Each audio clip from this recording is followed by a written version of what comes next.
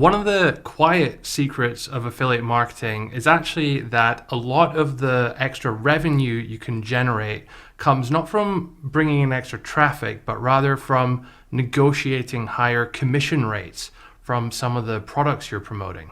Now, it's worth pointing out at the start, you can't really do this on Amazon, but in most other cases where you're working through an affiliate network or directly with the seller, it's very, very possible to communicate with them, to talk to them, and to negotiate a significantly higher commission rate. So that's what we're going to look at in this video, exactly how to do that. The single biggest thing you can do to actually get a higher commission is simply to ask.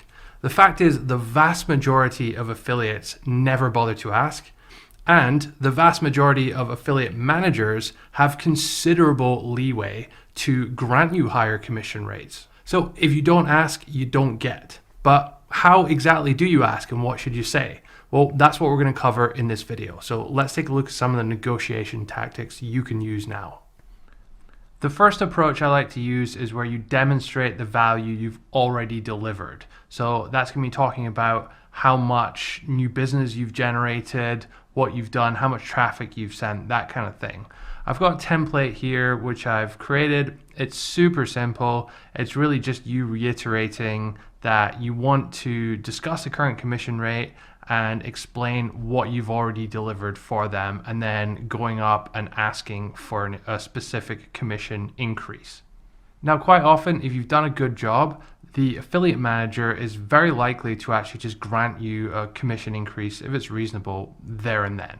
Sometimes though, they may want something a little more than that. They may want you to commit to delivering more in future. That's where this next template comes in.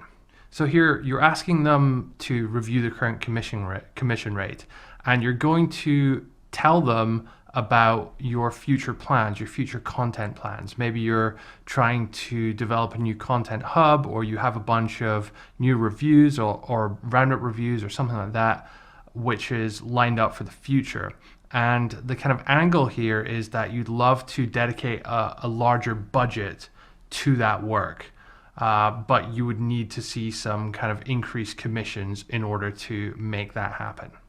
So it's like you're investing in the content and in the future affiliate traffic, but you're asking for a little bit extra commission in order to kind of grease the wheels a little bit on that.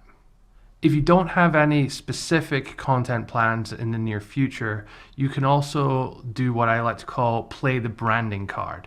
So hopefully you're running a high quality, reputable authority site, and whenever you recommend a product in your niche, that recommendation carries a lot of weight, and the trust that you kind of impact on the product just by recommending them is of value.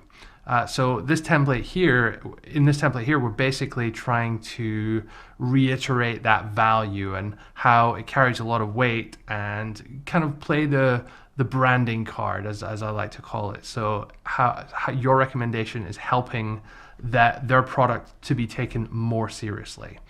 And you can also throw in something here. I've just put it in about how you want to continue the relationship and push them harder in future. And then get down to it, ask for a commission rate, and be specific, say I'd like a bump to X, and then see what they say. Another really cool tip, and this one comes courtesy of Matt Diggity, is to reference past investment of commissions. So reference a situation where in the past you've received an increase in commission from another product in another niche or whatever, and then you've reinvested that money in SEO, in content, in pushing the product even further. Now, I really like Matt's approach here. There's a lot of subtleties in it, and it plays on this kind of competitive nature of that many affiliate programs kind of have with each other, especially with their competition. So you're kind of like pushing those buttons a little bit. It's very, very smart, this one. And this kind of brings up an interesting point. Should you play affiliates off against each other? Is it ethical? Is it legal to go to a vendor and say, hey, if you give me a higher commission rate, I'll rank you #1 in my roundup reviews? Well, my understanding is that kind of is illegal, or it certainly breaches some FDA regulations in the US specifically.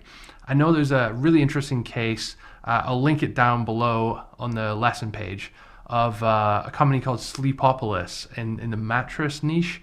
And they actually got sued and then eventually taken over. There was a really long court case where this all kind of went to trial, and it was a really crazy story. So my advice here is just to be very, very cautious of being kind of too upfront that that's what you're trying to do if you want to do that. This is obviously going to depend on your ethics, moral, these kind of positions. I understand we have a wide range of people watching this with a wide range of viewpoints in that area. I know for a fact from speaking to affiliate managers and from them even offering me these kinds of things in the past that this is quite a common thing. I don't personally do it. That's not the way I like to do business. But if you are kind of that way inclined, then just know that playing products against each other, say, oh, they give me a higher commission, can you match it, kind of thing, and I'll keep promoting you or moving things around. This happens a lot in the affiliate marketing space, especially in certain niches. So you may want to kind of explore that and get used to it as well. I talked before in one of the templates about proposing to do some kind of new content hub or adding some new content. One other thing you can propose instead is to do a giveaway. So that's when the supplier or the product owner, they'll give you a free copy or a free version of the product. And you can use a tool like Gleam.io, or there are various other ones as well, to run a kind of viral giveaway contest. You can benefit from that by growing your email list and also getting some publicity as people share it, getting new subscribers, all that kind of thing.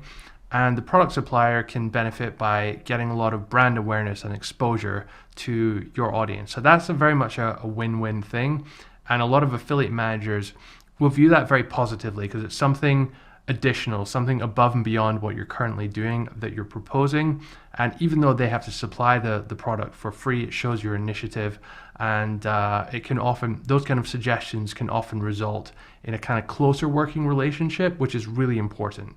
And this brings me on to my next point, which is to build a genuine relationship with the affiliate manager. There are people too, and you wouldn't believe the amount of crap they get from affiliates all the time. Affiliates are just notorious for being unresponsive, rude, short, just kind of like short and not very nice people. And I say this myself as an affiliate and as an affiliate manager in my business as well. So anything you can do to kind of like foster a relationship, get on the phones, go on Skype, get a hangout, whatever, speak to them, build a relationship, figure out what they have coming up. They can always give you heads up over certain promos or sales or Black Friday deals or all sorts of stuff that they have going on. But just the fact that you're communicating with them regularly, not just through email, puts you kind of in the top 10% of affiliates in their eyes in terms of who they like. And if they like you, they're much more likely to actually give you a higher percentage rate. We even had one case where the company, they're based in Hong Kong, and I was out in Chiang Mai at the Chiang Mai SEO conference. And I had a few days after the conference, so I wrote to the affiliate manager and I said, hey, I'm going to be in Hong Kong on these dates. Are you around? Do you want to meet up? And she was. So I went to their office, I met a bunch of their team, and yeah, we had a really great meeting. I didn't actually have any other reason to go to Hong Kong other than that. So after she said yes, then I booked my ticket. But that was a very worthwhile trip, and it certainly helped foster that relationship far and above what most other affiliates could do. And we had a really, really good commission rate from that specific product at the time. So yeah, that was definitely a big win for us. How much you ask for really depends on a lot of factors. Most of the time, if it's not a physical product, so if it's a course, a membership, an ebook, any kind of digital product where it doesn't cost that much to produce another copy or to have another customer, except maybe some support or whatever, hosting, that kind of thing, then commission rates tend to be a lot higher. Some front-end products where they have like a cheap $99 product and they're really trying to sell them this back-end $5,000 product. In those cases, they can even offer you more than 100% commission on the front end product because they're making so much profit on the back end. So it really depends on all this kind of funnel setup and everything like that. With physical products, obviously there's an actual cost for them to manufacture or to produce the products. So commission rates are going to be a little bit lower anyway. I would say, and this is based on my experience, that most of the time, if you're sending significant traffic and you have a sort of commitment to deliver more content or to do more in future, then you can usually get about a 50 to 100% increase in your affiliate commissions. Now, if they're already very high at the base level, of course, that's not going to be the case. So it really just depends on the product. But generally speaking, there's always significant headroom for affiliate managers to increase your commissions. And the more that you can do to deliver for them, to provide more traffic, to send them more leads, then the easier it's going to be for them to say yes to that. One tip, if they do say yes, is to make sure you kind of get it in writing. So if you're on a call with them, then just send them a quick email afterwards, say, hey, affiliate manager, or whatever the name is, just wanted to confirm my new commission rate will be X starting from X date. And once you have that in writing, it makes it much harder for them to forget about it, or if a new person comes into the job, there's never going to be any kind of disagreements there. The other thing, and this is a really important tip if you ever plan on selling your site, is to make sure that you get agreement that should you sell your site, this commission rate will be transferable to the new owner, assuming all the conditions and terms remain the same. When we sold one of our sites a while back, we almost ran into significant difficulties because we had a really high negotiated commission rate and we had no kind of formal agreement of that, or no formal agreement that would be transferable. So we had to rush out and get that agreement just before the transaction, and it was caused all sorts of dramas. So it's a good idea, it's prudent to get that in writing, just a simple email to confirm that that's the case whenever you get that increase, rather than waiting until you are ready to sell the site to get that agreement. Most affiliate programs, as long as you stipulate that all the conditions would be the same, then they'd be happy to agree with that. If they say no, they're not really saying no. They're just saying not right now. And that's a big difference.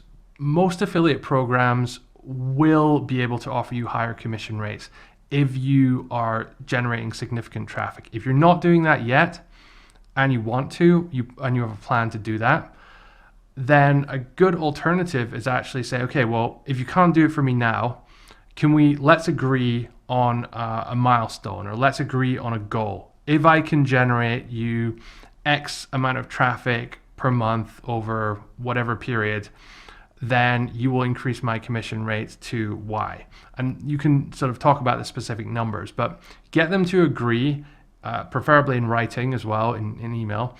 Get them to agree to a specific target for you so you know what to aim for. And that's going to motivate you, first of all, but it's also going to mean that it's not just this endless kind of stream of you kind of working away and then them saying, oh, maybe later and maybe later. If you have it in agreement, it's solid, it's in writing, you know what your goal is. Once you achieve it, you're almost certainly going to get it. So that's what I would say if someone says no to you, get rejected. But as I said at the start, the most important thing to do is simply just ask. Remember that 90% of affiliates out there, they don't even ask. So if you want to get this, if you want to get increased commissions, just go out there, send a few emails, hopefully have a few calls, talk to your affiliate manager, and more often than not, if you're delivering, if you have a plan to deliver more in future, they're going to accommodate you.